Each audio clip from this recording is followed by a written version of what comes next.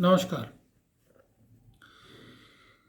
तो इस तरीके से W.M. डेविस जो थे, उन्होंने अपने चक्र के बारे में व्याख्या करी, लोगों को समझाने का प्रयत्न किया, बताने का प्रयत्न किया कि वो किस तरीके से पृथ्वी तल के ऊपर स्थल रूपों के विकास, किस तरीके से चीज़ें बनती हैं, किस तरीके से उनका क्षय होता है और किस तरीके से फिर चीज़ें बनती हैं और उनका क्षय होता है, और निरंतर ये प्रक्रिया पृथ्वी की सतह के ऊपर चलती रहती है। इसको समझाने का उन्होंने प्रयत्न किया। उनके चक्र की आलोचना कई चीज़ों को लेकर हुई।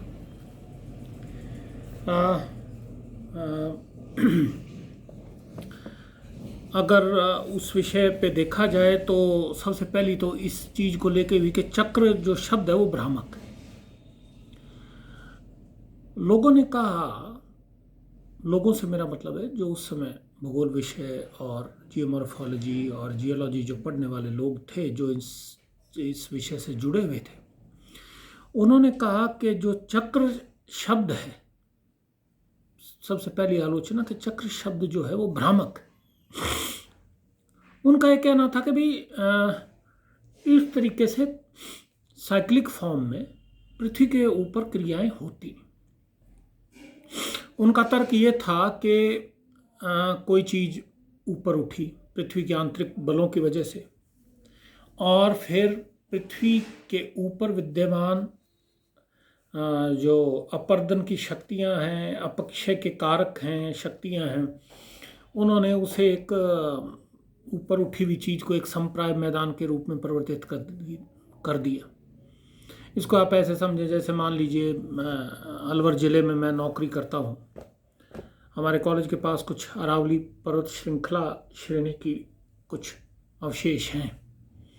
अगर मैं विद्यार्थियों को ये कहूँ कि जी ये पहले बहुत ऊंचे थे और इनका लगातार क्षय हो रहा है पक्षी के कारकों द्वारा, हालांकि वहाँ कोई नदी तो नहीं बहती, और ये धीरे धीरे धीरे धीरे और लंबे समय के अंदर होगा ये कि ये जो आपको ऊंचे उठे हुए पहाड़ी जो दिख रही हैं, ये एक दिन करीब करीब समतल एक मैदान में परिवर्तित हो जाएंगे। तो ये विश्वास करना अपने आप में कठिन है। चलो विश्वास भी कर लिया कि भाई ऐसा हो सकता है, तो विद्वान ये कहते हैं कि भाई पृथ्वी की जो अंदर शक्तियां हैं, जो अंतर्जात बल हैं, वो इस तरीके से तो कार्य करते नहीं कि पहले वो चीज़ को उठा देते हैं।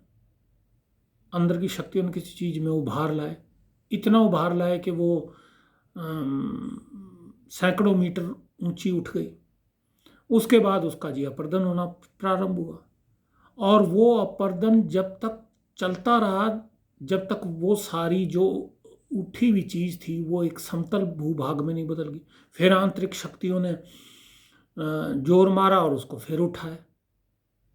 तो इस तरीके से तो पृथ्वी तल पर संभव नहीं है, क्योंकि आंतरिक शक्तियों के विषय में आज भी सटीक कुछ भी कह पाना संभव नहीं हो पाया। आंतरिक शक्तियों के विषय में कुछ भी कह पाना संभव इसलिए भी नहीं हो पाया है कि पृथ्वी की आंतरिक जो परतें हैं, करीब 5 परतें हमने आइडेंटिफाई की हैं, या जिनको हम कहते हैं, जो कुल मिलाकर 250 किलोमीटर गहरी, 250 किलोमीटर। प्याज जिस तरीके से होता है, ओनियन जिस तरीके से होता है, उस तरीके से परतें, और ये 250 किलोमीटर गहरी।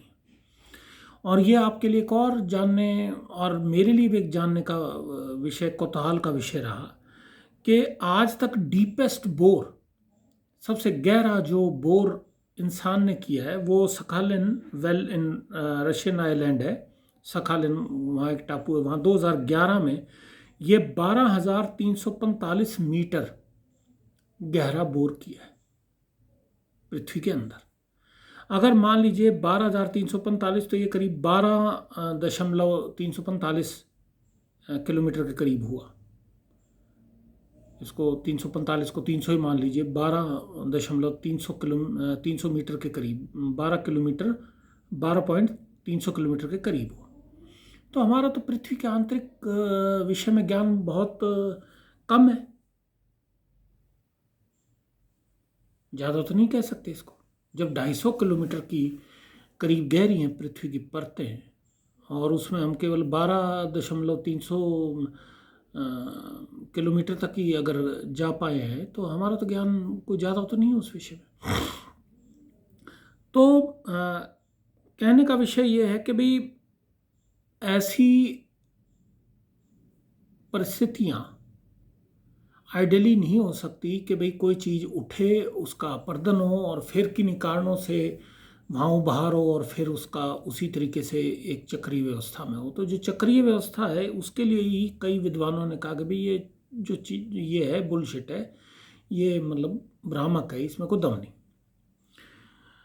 दूसरा जो आलोचना डेविस की हुई वो इसलिए हुई, इसमें ओ मॉल करके एक विद्वान थे जिन्होंने सबसे कि वो यूँ बोले भाई ये जो चक्र इसने समझाया WM डेविस ने, ये भाई बहुत इसको सरल कर दिया, ये तो कहानी सी सुना रहा है, कोई टेक्निकल बात कर नहीं रहा। तो इस विषय में जो WM डेविस थे वो ये बोले कि भाई मैं तो एक मोटी बात समझाना चाहता था कि पृथ्वी के ऊपर जो लैंडस्केप है, जो चीज़ें हम आँखों से देखते हैं, वो एक चक्रीय व्यवस्था से नियंत्रित होती है, उसके अंदर लगातार परिवर्तन आता जाता है और उस परिवर्तन के दौरान अलग अलग तरह की आकृतियाँ हमारे को देखने के लिए मिलती हैं। मैं ये समझाना चाह रहा था। और उन्होंने कहा कि भाई अगर मैं इसको बहुत टेक्निकली समझाने लगता तो इस बात को आम आदमी नहीं समझ पाता। अगर मैं गणितीय ढंग से इसको प्रस्तुत करता, मेरा तो विषय ये था, WM डेविस ने इसमें ये कहा कि भी मेरा विषय केवल ये था कि इस तरीके से मैं महसूस करता हूँ कि चीज़ जो है चक्रीय व्यवस्था में संपन्न होती। इन लोगों ने ये भी आलोचना करी कि भाई मान लो चक्र आपने 3 भागों में बांट दिया, युवा, प्रौढ़ और जीर्ण। मान लीजिए प्रौढ़ अवस्था में जाके आंतरिक बलों ने फिर जोर मारा और वो चीज़ फिर वापस उठ गई, तो बजाय जीर्ण अवस्था में जाने के वो दोबारा से युवा अवस्था में चली गई। नदियाँ जो अपना क्षैतिज अपर्दन प्रारंभ कर चुकी थी वो दोबारा से अपनी घाटी को गहरा करना शुरू कर देंगे। तो उस केस में आपके चक्र का क्या होगा? चक्र तो समाप्त होना चाहिए था। चक्रीय चक्र तो तभी बोलेंगे ना जब एक साइक्लिक फॉर्म तो तभी हुई जब एक चीज़ जहाँ से शुरू हुई वहाँ समाप्त हो, तो समाप्त तो नहीं हुई, वो तो उल्टे फिर उसी जगह पहुँच गई। तो उस दशा में आप क्या कहेंगे? तो इन सब चीज़ों की आलोचना के विषय में डेविस ने कहा कि भाई मैं मोटे तौर पर एक चीज़ बताना चाह रहा था और वो कहीं गलत भी नहीं थे इस चीज़ को। तो जो ओमाल करके व्यक्ति थे उन्होंने कहा कि भाई इसको बहुत उन्होंने सिंपल कर दिया। सबसे ज़्यादा जो उनकी आलोचना हुई वो ही उत्थान और अपर्दन के संबंधों को लेकर। डेविस ने कहा कि उत्थान की अवधि कम लंबी होती है और अपर्दन की अवधि बहुत लंबी होती है चक्र समाप्त होने तक। और उत्थान जब हो रहा है तब अपर्दन नहीं होता, ये संभव नहीं है, ये गलत है। और इसके ऊपर उनकी सबसे ज़्यादा आलोचना हुई। और जो उन्होंने ये कल्पना करी कि उत्थान की अवधि बहुत शॉर्ट होती है, कहीं ना कहीं वो त्वरित उत्थान मीन्स भी ये नहीं कि ऐसे आपने चुटकी बजाई और कोई चीज़ ऊपर उठ गई। त्वरित उत्थान से भी मतलब उनका ये है कि जो चीज़ पृथ्वी के इतिहास में प्रमाण है कि वो लाखों करोड़ों वर्षों में होती है, तो हो सकता है कि जिस चीज़ को मान लीजिए आप ये कहें कि जी वो 5,000 करोड़ वर्षों में ही, और डेविस ये कहें कि नहीं जी वो 1,000 करोड़ वर्षों में पूर्ण होगी, इस तरीके की स्थिति है। तो विद्वानों ने ये भी कहा कि जो ये कह रहे हैं कि चीज़ ऊपर उठी और वो उठने का जो समय था वो कम था, बजाय कि उसके अपर्दित होने का समय अनंत था, काफ़ी लंबा था, और उठने का समय उसकी अपेक्षा में कम था। तो इस पे भी उनकी बहुत आलोचना हुई। तो ये जब सारी आलोचना हुई तो इनके विषय में WM डेविस ने एक्सप्लेनेशन जो दी, अपना जो स्पष्टीकरण दिया, वो उन्होंने कहा कि अगर मैं उत्थान की बारीकियों की व्याख्या करता तो चक्रीय व्यवस्था जो वो बताना चाह रहे थे वो बोला अत्यंत जटिल हो जाती है। उन्होंने बोला अगर मैं इसको मैथमेटिकली और बाकी और माध्यमों से इसको समझाने का प्रयत्न करता तो ये काफ़ी जटिल हो जाती।